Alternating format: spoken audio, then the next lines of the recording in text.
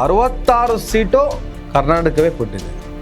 ಅಲ್ಲಿ ಇನ್ನು 20 ಸೀಟು ತೆಲಂಗಾಣ, ಆಂಧ್ರ ಪ್ರದೇಶ, ತಮಿಳುನಾಡು, ಕೇರಳ 4 ರಾಜ್ಯಗಳಲ್ಲಿ BJP ಗೆದ್ಕೊಂಡಿದ್ದು 20 ಸೀಟು. ಒಟ್ಟು 892 ಸೀಟುಗಳ ಪೈಕಿ 86 ಸೀಟುಗಳನ್ನಷ್ಟೇ ಸೌತ್ ಇಂಡಿಯಾದಲ್ಲಿ, ದಕ್ಷಿಣ ಭಾರತದಲ್ಲಿ BJP ಗೆದ್ಕೊಂಡಿದೆ. ಕರ್ನಾಟಕದಲ್ಲಿ ಯಾಕೆ ಜಾಸ್ತಿ ಇದೆ? ಕರ್ನಾಟಕದಲ್ಲಿ ಜಾಸ್ತಿ ಬರ್ತಿರ್ಲಿಲ್ಲ. ಅದಕ್ಕೆ ಕಾರಣ ಒಂದು 20 ವರ್ಷಗಳ ಹಿಂದಿನ ಒಂದಿಷ್ಟು ಕಥೆಗಳು. ಇಲ್ಲಾಂದ್ರೆ ಸೌತ್ ಇಂಡಿಯಾದಲ್ಲಿ BJP 20-30 ಟೋಟಲ್ 5 ರಾಜ್ಯಗಳಲ್ಲಿ 20-30 ಸೀಟುಗಳನ್ನಷ್ಟೇ ಗೆಲ್ಲೋದಕ್ಕೆ ಅರ್ಹತೆ ಇರೋದು. ಅದು ಬದಲಾಗೋದಕ್ಕೆ ಅಲ್ಲೊಂದು 50 ಸೀಟುಗಳು ಜಾಸ್ತಿ ಬರೋದಕ್ಕೆ ಕಾರಣ ಕರ್ನಾಟಕದಲ್ಲಿ ಆದಂಥ ಕೆಲವು ರಾಜಕೀಯ ವಿಪರೀತಗಳು. ಹಲೋ ನಮಸ್ಕಾರ. ಮೊನ್ನೆ ಪಂಚರಾಜ್ಯ ಚುನಾವಣೆ ಮುಗಿದ ಮೇಲೆ BJP ಭಾರತವನ್ನು ಆಲ್ಮೋಸ್ಟ್ ಆಕ್ರಮಿಸಿಕೊಂಡಿದೆ.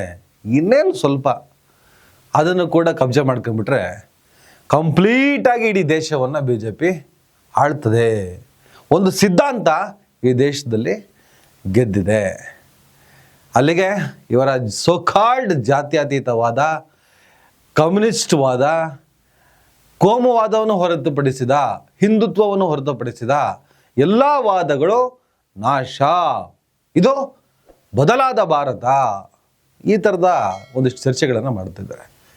ಪರಿಸ್ಥಿತಿ ಕಿತ್ತು ಊರು ಬಾಗಿಲಾಗ್ತಾ ಇದೆ. ಭಾರತ ಮಾತ್ರವಲ್ಲ, ಇಡೀ ಜಗತ್ತೇ ಬಡತನದಿಂದ ನರಳಲಿದೆ. ಮಹಾ ವಿಪತ್ತಿನ ಸಮಯ ಅಂತ ಹೇಳ್ಬಿಟ್ಟು ನರೇಂದ್ರ ಮೋದಿಯವರು ಬ್ಯಾಕ್ ಟು ಬ್ಯಾಕ್ ಸ್ಟೇಟ್ಮೆಂಟ್ ಕೊಡ್ತಾ ಇದ್ದಾರೆ. ಎಲ್ಲೆಲ್ಲಿ ವೇದಿಕೆ ಸಿಗುತ್ತೋ, ಎಲ್ಲೆಲ್ಲಿ ಮೈಕ್ ಸಿಗುತ್ತೋ ಅಲ್ಲೆಲ್ಲ ಸಂಕಷ್ಟ ಬರಲಿದೆ ಅಂತ ಹೇಳ್ತಾ ಇದ್ದಾರೆ. ಅದು ಸತ್ಯ ಕೂಡ ಹೌದು, ಅನುಮಾನ ಬೇಡ. ನಾವು ಟೀಕಿಸ್ತಾನೇ ಹೋದರೆ ಹೇಗೆ ಬೇಕಾದರೂ ಟೀಕಿಸ್ಬೋದು. ಒಟ್ಟಾರೆ ಅವರ ಆಡಳಿತದ ವೈಖರಿಯನ್ನು ಟೀಕಿಸೋಣ. ಆದರೆ ವಿಪತ್ತಿನ ಸಮಯವನ್ನು ನಾವು ನಿರಾಕರಿಸೋಕ್ಕಾಗಲ್ಲ. ಅದು ಇರಾನ್ ಮತ್ತು ಇಸ್ರೇಲ್ US ನಡುವೆ ನಡೀತಿರುವಂಥ ಯುದ್ಧದ ಪರಿಣಾಮ. ನನಗೆ ನೀವು ಗಾಯ ಮಾಡಿದ್ರಿ, ಇಡೀ ಜಗತ್ತಿಗೆ ನಾನು ಗಾಯ ಮಾಡ್ತೀನಿ ಅಂತ ತೀರ್ಮಾನವನ್ನು ಇರಾನ್ ತಗೊಳ್ತು. ಯುರೋಪ್, ಏಷ್ಯಾ, ಆಮೇಲೆ ಆಫ್ರಿಕಾ ಖಂಡಗಳಿಗೆ ಇರುವಂಥ ಒಂದು ಕೊಂಡಿ ಹಾರ್ಮೋಸ್ನ ಇಟ್ಕೊಂಡು ಆಟ ಆಡುತ್ತೆ. ಭಾರತ ಸೇರಿದ ಹಾಗೆ ಅನೇಕ ರಾಷ್ಟ್ರಗಳು ಅರಬ್ ರಾಷ್ಟ್ರಗಳ ತೈಲವನ್ನೇ ಹೆಚ್ಚು ನಂಬ್ಕೊಂಡಿರೋದು. 80%. ಆದರೆ 40% ಬರ್ತಾ ಇತ್ತು ಕತಾರಿಂದ. ಆ ಪ್ಲಾಂಟ್ ಮೇಲೆ ಬಾಂಬ್ ಹಾಕಿದ್ರು. ಬಹಳ ಸಂಕಷ್ಟದ ಸ್ಥಿತಿ. ಇನ್ನೂ ಅಲ್ಲಿ ಇರಾನು, ಇಸ್ರೇಲು, US ಆಟ ಮುಗ್ದೇ ಇಲ್ವಂತೆ. ನಾವು ಆಟ ಅಂತ ಹೇಳುವಂಥ ಪರಿಸ್ಥಿತಿ ಬಿಡಿ. ಈ ಸಾವಿರ ದೇಶದ ಮೇಲೆ ಬಾಂಬ್ ಹಾಕ್ಲಿ, ಅವ್ರ ನಾಶ ಆಗಲಿ, ಈ ತಲೆ ತಿರುಕರ ಬಗ್ಗೆ ಜಾಸ್ತಿ ಮಾತಾಡೋದು ಬೇಡ. ನಾವು ಅಂಧ ಭಕ್ತರು, ಈ ಸಗಣಿ ಭಕ್ತರ ಬಗ್ಗೆ ಮಾತಾಡೋದು ಬೇಡ. ವೇಸ್ಟ್ ಫೆಲೋಸ್ ಸೈಡಲೈಟ್ ಮಾಡೋಣ, ಬುದ್ಧಿ ಬರಲ್ಲ ಅವ್ರಿಗೆ. ಈಗ ಪಂಚರಾಜ್ಯ ಚುನಾವಣೆ ಆದಮೇಲೆ ಇಡೀ ದೇಶವನ್ನು BJP ಆಕ್ರಮಿಸಿಕೊಂಡಿದೆ ಅಂತ ಒಂದು ನೆರೆಟಿವ್. ಕರೆಕ್ಟ್ ಆ ಮ್ಯಾಪ್ ನೋಡಿ, ಮಿಡ್ಲಲ್ಲೆಲ್ಲ ಕೇಸರಿ ಕಾಣಿಸುತ್ತೆ, ಅದೆಲ್ಲ BJP ಇರೋರು. ಅಪ್ ಟು ಪಶ್ಚಿಮ ಬಂಗಾಳ ಕೂಡ ಅವರು ತೆಗೆಗೆ ಹಾಕೊಂಡ್ರು. ಈಶಾನ್ಯ ರಾಜ್ಯಗಳೆಲ್ಲ ಆಲ್ಮೋಸ್ಟ್ ಅವ್ರ ತೆಕ್ಕೆಗಿದೆ. ಕೆಲವು ಕಡೆ ಅಲಯನ್ಸ್ ಇದೆ. ಆದರೆ ಸೌತ್ ಇಂಡಿಯಾದಲ್ಲಿ BJP ಎಲ್ಲೂ ಇಲ್ಲ. ದಕ್ಷಿಣ ಭಾರತದಲ್ಲಿ ತೆಲಂಗಾಣ, ಆಂಧ್ರ ಪ್ರದೇಶ, ಕೇರಳ, ತಮಿಳುನಾಡು, ಕರ್ನಾಟಕ ಏನು ದ್ರಾವಿಡ ಭೂಮಿ, ದ್ರಾವಿಡ ನೆಲೆ, ದ್ರಾವಿಡ ಪರಂಪರೆ, ಸಮಾಜವಾದದ ಶಕ್ತಿ ಇವೆಲ್ಲ ಮಾತಾಡ್ತಾ ಇರ್ತೀವಲ್ಲ, ಅಲ್ಲೆಲ್ಲೂ BJP ಇಲ್ಲ. ಈ ಸೌತ್ ಇಂಡಿಯಾನೇ ಇಡೀ ಭಾರತ ದೇಶವನ್ನು ಸಾಕ್ತಾ ಇರೋದು. BJP ಎಲ್ಲೆಲ್ಲ ಅಧಿಕಾರದಲ್ಲಿದೆಯೋ ಅವ್ರನ್ನೆಲ್ಲ ಸಾಕ್ತಾ ಇರೋದು ಸೌತ್ ಇಂಡಿಯಾ. ಯಾವ ಸೌತ್ ಇಂಡಿಯಾ? ಜಾತ್ಯತೀತ ಸೌತ್ ಇಂಡಿಯಾ, ಜಾತ್ಯತೀತ ದಕ್ಷಿಣ ಭಾರತ, ಸೆಕ್ಯುಲರ್ ಸೌತ್ ಇಂಡಿಯಾ, ಸಮಾಜವಾದದ ಬೀಡು ಸೌತ್ ಇಂಡಿಯಾ. ಸೌತ್ ಇಂಡಿಯಾದಲ್ಲಿ BJP ಇಲ್ವೇ ಇಲ್ಲ. ಇವತ್ತು ಯಾವ ಸ್ಥಿತಿಯಲ್ಲಿದೆ ಅದನ್ನು ನಾನು ಎಕ್ಸ್ಪ್ಲೇನ್ ಮಾಡ್ತೀನಿ. ಸೌತ್ ಇಂಡಿಯಾದ ಪೈಕಿ, ದಕ್ಷಿಣ ಭಾರತದ ಪೈಕಿ BJP ಸ್ವಲ್ಪ ಉಸಿರಾಡಿದ್ದಿಲ್ಲ ಅಂದರೆ ಅದು ಕರ್ನಾಟಕದಲ್ಲಿ. ಅದಕ್ಕೇನು ಕಾರಣ ಅನ್ನೋದನ್ನು ಕೂಡ ಎಕ್ಸ್ಪ್ಲೇನ್ ಮಾಡ್ತೀನಿ. ಜನ ಪ್ರೀತಿಯಿಂದ ಏನೋ ಕೋಮುವಾದಿಗಳನ್ನು ಇಲ್ಲಿ ಬಿಟ್ಕೊಂಡಿಲ್ಲ. ಇರೋದ್ರಲ್ಲೇ ಕರ್ನಾಟಕ ಸ್ವಲ್ಪ ಈ ಕೋಮುವಾದದ BJPಯ ಸಿದ್ಧಾಂತಕ್ಕೆ ಒಂದಿಷ್ಟು ಅವಕಾಶಗಳನ್ನು ಕೊಟ್ಟಿದೆ. ಆದರೆ ಫುಲ್ ಅಧಿಕಾರವನ್ನು ಯಾವತ್ತೂ ಕೊಡಲಿಲ್ಲ. ಕುಮಾರಸ್ವಾಮಿ ಅವರ ಅಧಿಕಾರದ ಹಪಾಹಪಿಯ ಕಾರಣಕ್ಕೆ 110 ಸೀಟುಗಳನ್ನು 2008ರಲ್ಲಿ ಗೆದ್ದಿದ್ದು ಬಿಟ್ಟರೆ, ಈಗ 2026 ಬಂತು.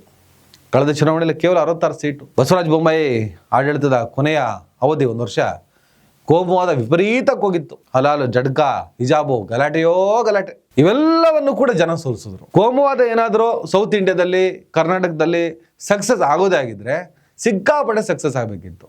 ಆದರೆ ಈ ಕೋಮುವಾದಿಗಳ ಸೌಂಡ್ ಜಾಸ್ತಿ, ಪ್ರಯತ್ನಗಳು ಸಿಕ್ಕಾಪಟ್ಟೆ ಮಾಡ್ತಾರೆ. ಆದರೆ ಎಲ್ಲವನ್ನು ಮೀರಿ ಇಲ್ಲಿ ಸಮಾಜವಾದ ಗೆಲ್ತಾ ಇದೆ. ಇನ್ನು BJP ಅಧಿಕಾರದಲ್ಲಿರುವಂತಹ ಆ ಉತ್ತರ ಭಾರತದ ಅನೇಕ ರಾಜ್ಯಗಳು ಸಾಕ್ಷರತೆಯ ಪ್ರಮಾಣ ಕಡಿಮೆ ಇದೆ, ಬಡತನ ಹೆಚ್ಚಿದೆ ಅಂತ ಒಂದು ವಾದ ಮಾಡ್ತಾರೆ. ಆದರೆ ತೀರಾ ಟೀಕೆ ಟಿಪ್ಪಣಿ ಮಾಡುವಷ್ಟು ಅಲ್ಲ ಅನ್ಬಹುದೇ ಹೊರತು ಅದನ್ನು ನಿಜ ಕೂಡ. ಸೌತ್ ಇಂಡಿಯಾ ಕಂಪೇರ್ ಮಾಡಿದ್ರೆ BJP ಅಧಿಕಾರಕ್ಕೆ ಬಂದಿರುವಂಥ ಅಷ್ಟು ರಾಜ್ಯಗಳು ಸಿಕ್ಕಾಪಟ್ಟೆ ಕಷ್ಟದ ಸ್ಥಿತಿಯಲ್ಲಿದ್ದಾವೆ. ಗುಜರಾತ್ ಅಂತಹ ರಾಜ್ಯಗಳಿಗೆ ಹೆಚ್ಚಿನ ಅನುದಾನವನ್ನು ಕೊಟ್ಟು ಬ್ಯಾಲೆನ್ಸ್ ಮಾಡುವ ಸ್ವಾರ್ಥ ಸಹಿತ ಆಡಳಿತದ ಕಾರಣ ಒಂದಿಷ್ಟು ಪ್ರಗತಿ ಕಾಣಿಸಬಹುದೇ ಹೊರತು ಆ ಪ್ರಗತಿಗೆ ಹಣ ಕೊಟ್ಟಿದ್ದು ಹಣ ಹೋಗಿದ್ದು ಎಲ್ಲ ಸೌತ್ ಇಂಡಿಯಾದಿಂದ. ತಮಿಳುನಾಡು ಮತ್ತು ಕರ್ನಾಟಕ ಭಾಳ ದೊಡ್ಡ ಪ್ರಮಾಣದಲ್ಲಿ ರೆವಿನ್ಯೂ ಜನರೇಟ್ ಮಾಡಿ ಉತ್ತರ ಭಾರತ ಕಳಿಸುತ್ತೆ. ಅಲ್ಲಿ ಮಹಾರಾಷ್ಟ್ರ ಹೊರತುಪಡಿಸಿದರೆ ಮೇಜರ್ ಮುಂಬೈ ಬೇರೆಲ್ಲ ರಾಜ್ಯಗಳ ಸ್ಥಿತಿ ಚೆನ್ನಾಗಿಲ್ಲ, ಸ್ವಲ್ಪ ಸಂಕಷ್ಟದ ಸ್ಥಿತಿ. ಪಶ್ಚಿಮ ಬಂಗಾಳ ಸ್ವಲ್ಪ ಬೆಟರ್ ಇತ್ತು, ಈಗ ಆ ರಾಜ್ಯವನ್ನು ಕೂಡ BJP ಆಕ್ರಮಿಸ್ಕೊಂಡಿದೆ. ಈಗ ಒಂದು ರಿಪೋರ್ಟ್ ಕೊಡ್ತೀನಿ, BJP ದಕ್ಷಿಣ ಭಾರತದಲ್ಲಿ ಅಂದರೆ ಸೌತ್ ಇಂಡಿಯಾದಲ್ಲಿ ಯಾವ ಸ್ಥಿತಿಯಲ್ಲಿದೆ ಅಂತ ನೋಡಿ. 2026 ತಮಿಳುನಾಡು ಕೇರಳ ವಿಧಾನಸಭೆ ಚುನಾವಣೆ ಮುಗಿದ ಮೇಲೆ ಒಂದು ರಿಪೋರ್ಟ್ನ ರೆಡಿ ಮಾಡಿದ್ದಾರೆ. ದಕ್ಷಿಣ ಭಾರತದಲ್ಲಿ BJP ಪಡೆದುಕೊಂಡಂಥ ಸ್ಥಾನಮಾನ ಎಷ್ಟು ಕ್ಷೇತ್ರಗಳನ್ನು ಗೆದ್ಕೊಂಡಿದೆ ಅಂತ. ಕರ್ನಾಟಕದಲ್ಲಿ 224 ಕ್ಷೇತ್ರಗಳಲ್ಲಿ BJP ಗೆದ್ಕೊಂಡಿದ್ದು 66. ತೆಲಂಗಾಣದಲ್ಲಿ 119 ಸ್ಥಾನಗಳ ಪೈಕಿ BJP ಗೆದ್ಕೊಂಡಿದ್ದು 8 ಅಂತ ರೇವಂತ್ ರೆಡ್ಡಿಗೆ ಮೊನ್ನೆ ಮೋದಿಯವರು ಕಾಳು ಕೂಡ ಹಾಕಿದರು. ಇನ್ನು ಆಂಧ್ರ ಪ್ರದೇಶದಲ್ಲಿ 175 ಸ್ಥಾನಗಳ ಪೈಕಿ ಅಲಯನ್ಸ್ ಮಾಡಿಕೊಂಡ ಪರಿಣಾಮ ಚಂದ್ರಬಾಬು ನಾಯ್ಡು ಪವನ್ ಕಲ್ಯಾಣ್ ಅವರ ಜನಸೇನಾದ ಜೊತೆಗೆ PDP ಜನಸೇನಾ ಇವ್ರ ಜೊತೆ ಅಲಯನ್ಸ್ ಮಾಡಿಕೊಂಡಂಥ ಪರಿಣಾಮ ಅದು MP ಎಲೆಕ್ಷನಲ್ಲಿ ಅಲಯನ್ಸ್ ಆಗಿರುತ್ತಲ್ಲ, ಆ ಋಣಕ್ಕೆ ಒಂದು ಅಲಯನ್ಸ್ ಮಾಡ್ಕೊಂಡಿರ್ತಾರೆ. ಆ ಅಲಯನ್ಸ್ ಪರಿಣಾಮ ಆಂಧ್ರದಲ್ಲಿ 175 ಸ್ಥಾನಗಳ ಪೈಕಿ 8 ಸ್ಥಾನಗಳನ್ನು BJP ಗೆದ್ಕೊಂಡಿದೆ. ತಮಿಳುನಾಡಲ್ಲಿ ಹೋದ ಬಾರಿ ಅಣ್ಣಾಮಲೈಯವರ ಓಡಾಟ ಸ್ವಲ್ಪ ಜಾಸ್ತಿ ಇತ್ತು, ಒಂದು 3 ಸೀಟುಗಳನ್ನು ಗೆದ್ಕೊಂಡಿದ್ರು, ಅವರೇನೂ ಗೆದ್ದಿರಲಿಲ್ಲ. ಆದರೆ ಈ ಸಲ 234 ಸ್ಥಾನಗಳ ಪೈಕಿ BJP ಗೆದ್ಕೊಂಡಿರೋದು ಕೇವಲ ಒಂದೇ ಒಂದು ಸೀಟು, ಕೇವಲ ಒಂದೇ ಒಂದು ಸೀಟು. ಅಲ್ಲಿಗೆ 3ರಿಂದ 30ಕ್ಕೆ ಬರುವಂಥ BJP 3ರಿಂದ 1ಕ್ಕೆ ಇಳಿದಿದೆ. 3 ನಿಮಗೆ ಕೊಟ್ಟಿದ್ದೆ ದೊಡ್ಡ ವಿಚಾರ, ಹಾಗಾಗಿ ನಿಮ್ಮನ್ನು 1ಕ್ಕೆ ಇಳಿಸ್ತೀವಿ. ಮುಂದಿನ ದಿನಗಳಲ್ಲಿ ಅದು ಕಷ್ಟ ಅಂತ. ಯಾಕಂದರೆ ಈಗ TVK ಬಂದಿದೆ, ವಿಜಯ್ ಬಂದಿದ್ದಾರೆ.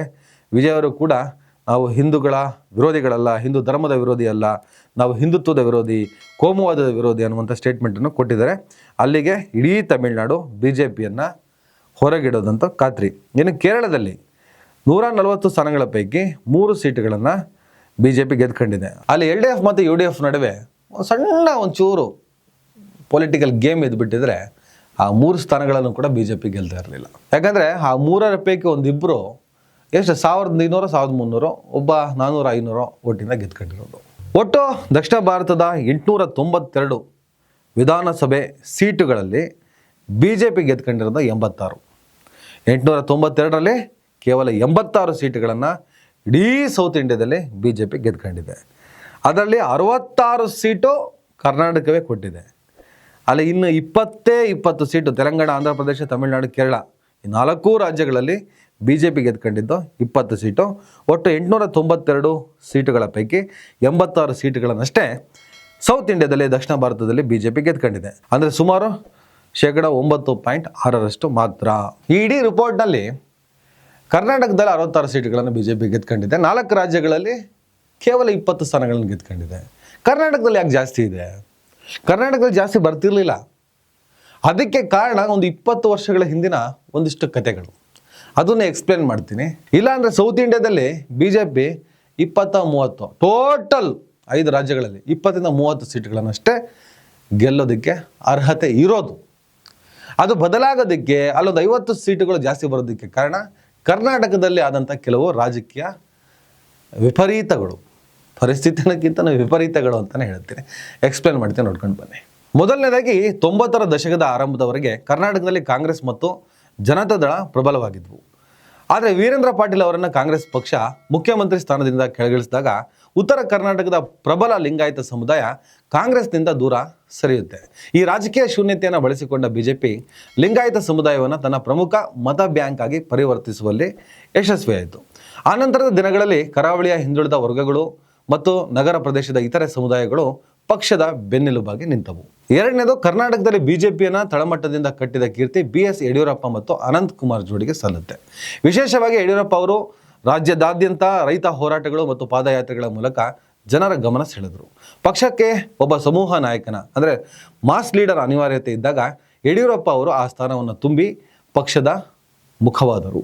3ನೇ ಪಾಯಿಂಟು, 2004ರ ಚುನಾವಣೆಯಲ್ಲಿ ಬಿಜೆಪಿ ಅತಿ ದೊಡ್ಡ ಪಕ್ಷವಾಗಿ ಹೊರಹೊಮ್ಮಿದರೂ ಅಧಿಕಾರ ಹಿಡಿಯಲು ಸಾಧ್ಯವಾಗಲಿಲ್ಲ. ಆದರೆ 2006ರಲ್ಲಿ ಧರಮ್ ಸಿಂಗ್ ನೇತೃತ್ವದ ಕಾಂಗ್ರೆಸ್ ಜೆಡಿಎಸ್ ಸರ್ಕಾರ ಪತನಗೊಂಡಾಗ ಬಿಜೆಪಿ ಮತ್ತು ಜೆಡಿಎಸ್ ಮೈತ್ರಿ ಸರ್ಕಾರ ರಚಿಸಿದ್ವು. 2020 ಒಪ್ಪಂದದ ಪ್ರಕಾರ ಎಚ್.ಡಿ. ಕುಮಾರಸ್ವಾಮಿ ಅವರು ಮೊದಲ 20 ತಿಂಗಳ ಮುಖ್ಯಮಂತ್ರಿಯಾದರು. ಒಪ್ಪಂದದ ಪ್ರಕಾರ ಮುಂದಿನ 20 ತಿಂಗಳ ಅಧಿಕಾರವನ್ನು ಬಿಜೆಪಿ ಅಂದರೆ ಯಡಿಯೂರಪ್ಪನವರಿಗೆ ಹಸ್ತಾಂತರಿಸಬೇಕಿತ್ತು. ಆದರೆ ಜೆಡಿಎಸ್ ಅಧಿಕಾರ ಹಸ್ತಾಂತರಿಸಲು ನಿರಾಕರಿಸಿತು.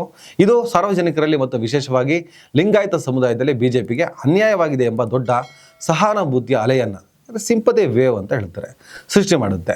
2007ರ ರಾಜಕೀಯ ನಾಟಕಗಳ ನಂತರ ನಡೆದ 2008ರ ವಿಧಾನಸಭಾ ಚುನಾವಣೆಯಲ್ಲಿ ಬಿಜೆಪಿ ಈ ಸಹಾನುಭೂತಿಯ ಅಲೆಯನ್ನು ಸಂಪೂರ್ಣವಾಗಿ ಬಳಸಿಕೊಳ್ತು. ದಕ್ಷಿಣ ಭಾರತದ ಹೆಬ್ಬಾಗಿಲು ಎಂದೇ ಕರೆಯಲಾದ ಈ ಚುನಾವಣೆಯಲ್ಲಿ ಬಿಜೆಪಿ 110 ಸ್ಥಾನಗಳನ್ನು ಗೆದ್ದು ಪಕ್ಷೇತರರ ಬೆಂಬಲದೊಂದಿಗೆ ದಕ್ಷಿಣ ಭಾರತದಲ್ಲೇ ಮೊದಲ ಬಾರಿಗೆ ಸ್ವತಂತ್ರವಾಗಿ ಸರ್ಕಾರ ರಚನೆ ಮಾಡುತ್ತೆ. ಕರ್ನಾಟಕದ ಕರಾವಳಿ ಜಿಲ್ಲೆಗಳಾದ ದಕ್ಷಿಣ ಕನ್ನಡ, ಉಡುಪಿ, ಉತ್ತರ ಕನ್ನಡ ಹಾಗೂ ಮಲೆನಾಡಿನ ಭಾಗಗಳಲ್ಲಿ RSS ಮತ್ತು ಸಂಘ ಪರಿವಾರದ ತಳಮಟ್ಟದ ಸಂಘಟನೆ ಅತ್ಯಂತ ಬಲವಾಗಿತ್ತು. 80 ಮತ್ತು 90ರ ದಶಕದ ರಾಮ ಜನ್ಮಭೂಮಿ ಚಳವಳಿ, ಇದಾದ ಬಳಿಕ ನಡೆದ ದತ್ತಪೀಠ ಹೋರಾಟಗಳು ಮತ್ತು ಸ್ಥಳೀಯ ಕೋಮು ಧ್ರುವೀಕರಣದ ರಾಜಕಾರಣವು ಈ ಭಾಗಗಳಲ್ಲಿ ಬಿಜೆಪಿ ಸೈದ್ಧಾಂತಿಕವಾಗಿ ಬೇರೂರಲು ಪ್ರಮುಖ ಕಾರಣವಾಗಿತ್ತು. ಹಾಗೆ ಬೆಂಗಳೂರು, ಹುಬ್ಬಳ್ಳಿ, ಧಾರವಾಡ, ಮೈಸೂರಿನಂತಹ ಪ್ರಮುಖ ನಗರಗಳಲ್ಲಿ ವಾಸಿಸುವ ಮಧ್ಯಮ ವರ್ಗ, ವ್ಯಾಪಾರಸ್ಥರು ಮತ್ತು IT-BT ಮೊದಲಿನಿಂದಲೂ ಬಿಜೆಪಿಯತ್ತ ಒಲವನ್ನು ಹೊಂದಿದ್ದರು ಅಥವಾ ಹೊಂದಿವೆ. ಕೇಂದ್ರದಲ್ಲಿ ಅಟಲ್ ಬಿಹಾರಿ ವಾಜಪೇಯಿ ಅವರ ಆಡಳಿತ ಮತ್ತು ನಂತರದ ದಿನಗಳಲ್ಲಿ ನರೇಂದ್ರ ಮೋದಿ ಅವರ ನಾಯಕತ್ವ ಹಾಗೂ ರಾಷ್ಟ್ರೀಯತೆಯ ಮುಖಾಮುಖಿ ನಗರ ಪ್ರದೇಶದ ಮತದಾರರನ್ನು ಸೆಳೆಯುವಲ್ಲಿ ಯಶಸ್ವಿಯಾಯಿತು. ಒಟ್ಟಾರೆಯಾಗಿ ಹೇಳಬೇಕಂದ್ರೆ ಸೈದ್ಧಾಂತಿಕವಾಗಿ ಹಿಂದುತ್ವದ ಅಜೆಂಡಾ, ಸಾಮಾಜಿಕವಾಗಿ ಲಿಂಗಾಯತ ಮತ್ತು OBC ಸಮುದಾಯಗಳ ಧ್ರುವೀಕರಣ, BS ಯಡಿಯೂರಪ್ಪ ಅವರ ಪ್ರಬಲ ಪ್ರಾದೇಶಿಕ ನಾಯಕತ್ವ ಇತ್ತು, ಈಗಿಲ್ಲ, ಹಾಗೂ JDS ಪಕ್ಷದೊಂದಿಗಿನ ರಾಜಕೀಯ ಮೈತ್ರಿಯ ವಿಫಲತೆಯಿಂದ ಸಿಕ್ಕ ಸಹಾನುಭೂತಿ, ಈ ಎಲ್ಲ ಅಂಶಗಳ ಸಮ್ಮಿಲನವೇ ಕರ್ನಾಟಕದಲ್ಲಿ ಬಿಜೆಪಿ ಪಕ್ಷ ಅಸ್ತಿತ್ವಕ್ಕೆ ಬಂದು ಅಧಿಕಾರ ಹಿಡಿಯಲು ಮುಖ್ಯ ಕಾರಣ. ಸೌತ್ ಇಂಡಿಯಾದಲ್ಲಿ ಬಿಜೆಪಿ ಭಾಳ ಕೆಟ್ಟ ಸ್ಥಿತಿಯಲ್ಲಿದೆ. ಅದರಲ್ಲಿ ಕರ್ನಾಟಕದಲ್ಲೇ ಸ್ವಲ್ಪ ಪರವಾಗಿಲ್ಲ ಅಂತ ನೋಡಿ. 86 ಸೀಟ್ ಇದೆ ಈಗ ಟೋಟಲ್ 5 ರಾಜ್ಯಗಳಲ್ಲಿ, 66 ಕರ್ನಾಟಕದಲ್ಲಿ. ಅದಕ್ಕೇನು ಕಾರಣ ಅನ್ನೋದನ್ನು ನಾನು ಎಕ್ಸ್ಪ್ಲೇನ್ ಮಾಡಿದ್ದೀನಿ. ಆದರೆ ಇವತ್ತು ಯಡಿಯೂರಪ್ಪನವರ ನಾಯಕತ್ವ ಇಲ್ಲ, ಅಥವಾ ಮಾಸ್ ಲೀಡರ್ ಇಲ್ಲ. ಕಾಂಗ್ರೆಸ್ನಲ್ಲಿ ತುಂಬ ಲೀಡರ್ಗಳು ಸಿಗ್ತಾರೆ. ಆದರೆ ಕಾಂಗ್ರೆಸ್ ಪಕ್ಷ ಒಂದಿಷ್ಟು ರಣತಂತ್ರಗಳನ್ನು ಬದಲಾಯಿಸಿಕೊಂಡು ತಮ್ಮ ನಿಲುವಿಗೆ, ಸಿದ್ಧಾಂತಕ್ಕೆ, ದಕ್ಷಿಣ ಭಾರತದ ನಾಡಿ ಮಿಡಿತಕ್ಕೆ ಪೂರಕವಾಗಿ ಕೆಲಸವನ್ನು ಮಾಡಿದ್ರೆ ಶಾಶ್ವತವಾಗಿ ಅಧಿಕಾರದಲ್ಲಿ ಉಳ್ಕೊಳ್ತವೆ. ಮೊನ್ನೆ ಯಾವುದೋ ಒಂದು ರಿಪೋರ್ಟ್ ನೋಡ್ತಿದೆ, JDS ಮುಂದಿನ ಚುನಾವಣೆಯಲ್ಲಿ 1 ಸೀಟ್ ಕೂಡ ಗೆಲ್ಲಲ್ಲ BJP ಜೊತೆಗಿದ್ದರೆ ಅಂತ. ಕಾಂಗ್ರೆಸ್ ಮೇಲೆ ಮುಸಲ್ಮಾನರು ದಾವಣಗೆರೆ ವಿಚಾರದಲ್ಲಿ ಒಂದಿಷ್ಟು ಸಿಟ್ಟಲ್ಲಿದ್ದರು. ಹಿಜಾಬ್ ಇನ್ನಿತರ ವಿಚಾರಕ್ಕೆ ಸಿಟ್ಟಾದರೂ ಬೊಮ್ಮಾಯಿ ಸರ್ಕಾರ ಹಿಜಾಬ್ ಮೇಲೆ ಕಣ್ಣಾಕಿ ಅದನ್ನು ಏನು ನಿರ್ಬಂಧ ಮಾಡಿದರು ಶಾಲಾ ಕಾಲೇಜುಗಳಲ್ಲಿ, ಅದನ್ನೆಲ್ಲ ಕಿತ್ತಾಕಿದೆ. ಇನ್ನು 4B ಮೀಸಲಾತಿಗೆ ಸಂಬಂಧಪಟ್ಟಾಗಿ ಮುಂದಿನ ತಿಂಗಳೇ ಒಂದಿಷ್ಟು ತೀರ್ಮಾನವನ್ನು ಕಾಂಗ್ರೆಸ್ ತಗೊಳುತ್ತೆ ಅನ್ನುವಂಥ ವಿಚಾರ ಇದೆ. ತುಂಬ ಸಹಿಷ್ಣುಗಳಿದ್ದಾರೆ ಕರ್ನಾಟಕದಲ್ಲಿ, ಸೌತ್ ಇಂಡಿಯಾದಲ್ಲಿ. ಕೋಮುವಾದಿಗಳ ಶಬ್ದ ಸಿಕ್ಕಾಪಟ್ಟೆ ಜೋರು ಕೇಳಿಸ್ತದೆ, ಖಾಲಿ ಡಬ್ಬ ಸೌಂಡ್ ಜಾಸ್ತಿ ಮಾಡುತ್ತದೆ ಅಷ್ಟೇ. ತುಂಬಿದ ಕೊಡ ತುಳುಕುವುದಿಲ್ಲ, ಜಾತ್ಯತೀತ ಸಮಾಜವಾದ, ತುಂಬಿದ ಕೊಡ ತುಳುಕೋದಿಲ್ಲ, ಕಾಣಿಸೋದಿಲ್ಲ. ಅದೊಂಥರ ಸುಪ್ತವಾಗಿ ಹರಿಯೋ ನದಿ ಥರ. ಅದು ಫಲಿತಾಂಶಗಳ ಮೂಲಕ ಹೊರಗೆ ಬೀಳ್ತದೆ. ಮೋಸದಿಂದ ಆದರೂ ಚುನಾವಣೆಯನ್ನು ಗೆಲ್ತಾರೆ, ಮಾಡ್ತಾರೆ, ಮಾಡ್ತಾರೆ. ನೋಡೋಣ ಮುಂದಿನ ದಿನಗಳಲ್ಲಿ ಏನಾಗ್ತದೆ ಅಂತ. ಸದ್ಯಕ್ಕಂತೂ ಸೌತ್ ಇಂಡಿಯಾದಲ್ಲಿ ಕೋಮುವಾದಿಗಳಿಗೆ ನೆಲೆ ಇಲ್ಲ, ಯಾವುದೇ ಕೋಮುವಾದಿಗಳಿಗೆ ನೆಲೆ ಇಲ್ಲ. ತಲೆಲಾಕಳಿ ಬಿಜೆಪಿಯನ್ನು ಹೊರತುಪಡಿಸಿ ಬೇರೆ ಯಾರಾದರೂ ಕೋಮುವಾದದ ರಾಜಕಾರಣವನ್ನು ಮಾಡ್ತಾ ಇದ್ದಾರಾ, ನಿಮ್ಮ ತಲೆಯಲ್ಲಿ ಯಾರಾದ್ರೂ ಹೆಸರು ಬರ್ತದಾ, ಅವರನ್ನು ಕೂಡ ಬಿಟ್ಕೊಳ್ಳಲ್ಲ. This is Karnataka, this is south India. ಇದೇ ನಮ್ಮ ಜಾತ್ಯತೀತ ದಕ್ಷಿಣ ಭಾರತದ ಸೊಗಸು. ಪ್ರೀತಿಯಿಂದ ಮಾತ್ರ ಸಾಮ್ರಾಜ್ಯವನ್ನು ಕಟ್ಟಬಹುದು, ದ್ವೇಷದಿಂದ ಕಟ್ಟಕ್ಕಾಗಲ್ಲ. ಇದೇ ಇವತ್ತಿನ ವಿಡಿಯೋದ ಮೊರಲ್. ನಮಸ್ಕಾರ.